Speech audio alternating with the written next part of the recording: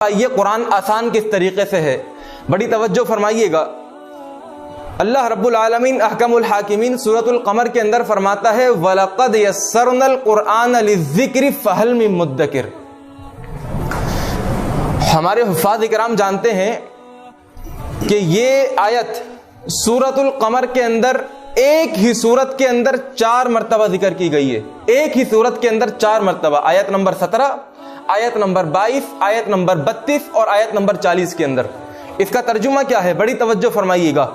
عربی گرامر جاننے والے جانتے ہیں یہاں پر جو لام ہے، لقد کے اندر جو لام ہے یہ تاکید کے لیے آتا ہے، پھر اس کے بعد جو لفظ قد ہے یہ بھی تاکید کے لیے آتا ہے۔ رب فرماتا ہے میرے بندوں تاکید در تاکید یسرنا، ہم نے اس قرآن کو آسان کر دیا ہے۔ کس نے آسان کر دیا ہے؟ اللہ نے۔ اور میں یہ کہتا ہوں کہ جس کے بارے میں اس کا بنانے والا یہ کہہ دے کہ ہم نے اس کو آسان کر دیا ہے تو اس کو کوئی مشکل کہہ سکتا ہے؟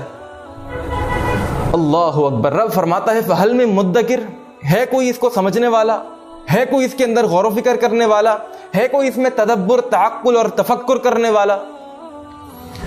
اللہ اکبر۔ میرے بھائیوں اور دوستوں، اگر انسان اس قرآن کو سمجھے اور اپنے قلب و دماغ کے دریچے کھول کر اس قرآن کو عبرت کی آنکھوں سے پڑھے، عبرت کی آنکھوں سے، نصیحت کے کانوں سے اس قرآن کو سنے اور سمجھنے والے دل سے اس قرآن پر اگر وہ عمل کرے تو آپ یقین جانیے کہ دنیا اور آخرت کی جتنی بھی سعادتیں ہیں، جتنی بھی بھلائیاں ہیں اور جتنی بھی کامیابیاں ہیں، ان تمام کے دروازے اس انسان کے لیے کھول دیے جاتے ہیں۔